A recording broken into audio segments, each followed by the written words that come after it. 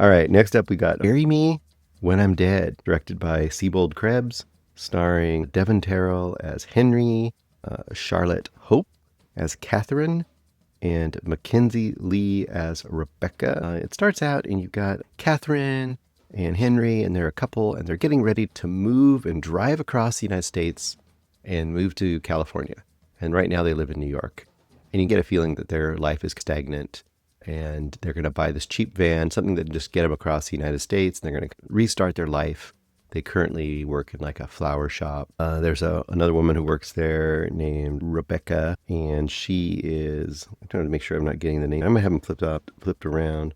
Yeah, no, Rebecca is the person who works at the flower shop, and she's like a good friend of them. Anyway, the movie is presented as starts out as real indie porn sort of style, but a little more grounded. And when I say that, once again, I have to kind of always establish what I mean by indie porn. And once again, this is Eric's thing, but I adopted it as well, where it's like this super, super slow, just very dramatic. A lot of times there'll be a lot of scenes where you might just see, he always says, and you see a door closing, or you just see some really beautiful like shots. And it's being very straightforward as far as the story is usually almost always just a dramatic story. It's not sci-fi or horror or anything like that, although there are versions of that. This movie is a little more trashy than that. So if there's trashy indie porn, I guess this would be it, in the sense of this. You find out within the first, 10 minutes at the most, that Catherine has cancer. And she knows her prognosis is not good. The doctor might say to her, like, hey, we'll get you on chemo, we'll get going on stuff, and we can probably get you another couple of years. So even with the cancer treatment, she's probably only going to live a couple of years. And she immediately is like, I don't want that. That's not for me. I'm not going to take treatment. So she knows she's going to die pretty quickly. And she has two super rich parents. And the super rich dad goes to the son-in-law, that, Catherine's husband, Henry, and he takes him aside and he says, you make sure that when she dies, her body comes back to us so we can bury her. I know her. She's going to want to go get float off into the ocean in the Pacific or something and do something. I guess she's going to be a free spirit, sort of hippie-ish, somewhat crunchy.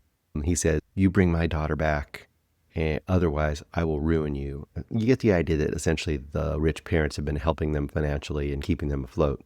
And that, of course, if she passes, whatever she has might be passed on to her husband. So the father's like, no way, I'm not going to let that happen. Now, if you bring her back, we're going to let things be and you'll financially do okay. So a little bit more of a plot than you get in these kind of indie porn movies. You're like, okay, so he's either going to bring her back or he's not going to bring her back. And that becomes one of the plot points. You find out very quickly, though, they aren't going to California. And Henry and Catherine, I guess Catherine has decided she wants to go to the woods in, I want to say New Hampshire, because she has decided she's going to pass and make sure she gets buried in this special spot in the forest that she always thought about. That would be where she lays herself to rest. So essentially her parents won't know where she is. She'll be buried just in the forest, no marker, with trees and whatever could grow from her, and that would be her way of going back to the universe, kind of a thing. And she makes him promise to do that for her. So Bury Me When I'm Dead, the title makes sense now. And that's your basic setup. There are some kinks in the whole story, and one of the biggest ones is that apparently before all this cancer stuff went down, good old Mr. Henry was having an affair with the woman at the flower shop, and she's now pregnant. That's Rebecca. Now, I've given you lots of plot now. I'm not going to give you any more plot. Let's just say that I would say for the first 2/3 of this movie, I was like, it's an okay, like I said, semi-trashy for this kind of indie thing, like very kind of little soap opera-y. But there was enough story, more story than these kind of movies a lot of times have, that I was still following along. Okay, is he going to do what the dad wants, or is he going to do what, she wants before she dies, her final word? Obviously, that's important. How's that going to play out? And that is a big chunk of the plot. But what's going to happen with this subplot of this other, is he let that go away because his wife is now dying, or is that going to be his new woman, or what's going to happen there? And they do play that out too, but it's not super engaging. But this is a kind of movie that if that final act really tied it all together, it could, I would say, at least turn around and be like maybe a 3-star, 3.5-star movie if all that stuff turned around and really kind of came home. Unfortunately, and I won't spoil it, I almost want to spoil it because it's so bad, the final act has at least 2, I'm trying to think, it might even have 3, at least a couple twists, quote, twists or very big moments, I'll say that are so tropey and so ludicrous and supposed to be shocking. There's two moments that are supposed to be shocking that you've seen in movies very much different than this kind of movie. Like you've seen in like horror movies or really trashy horror movies. And there's these two shocking twists that take place in the final act that I think are supposed to really blow our minds. And for me, it was the opposite. It dropped this movie down because they are so bad. They say the ending of a movie can sometimes really bring the movie up a full star or really just make it all work. And the ending of this movie made it all not work. It took it down stars. The ending of the movie is so horrible, so laughably horrible.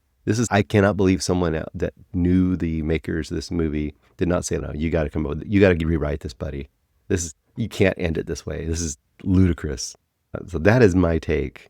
And that is why I did not bury me when I'm dead.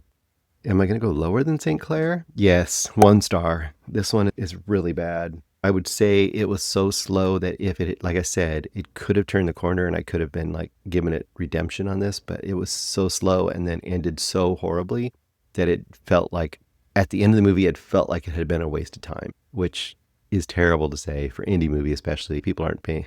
They're doing their best with budgets and all that kind of stuff, but ultimately it comes down to writing, and the writing here was just didn't cut it.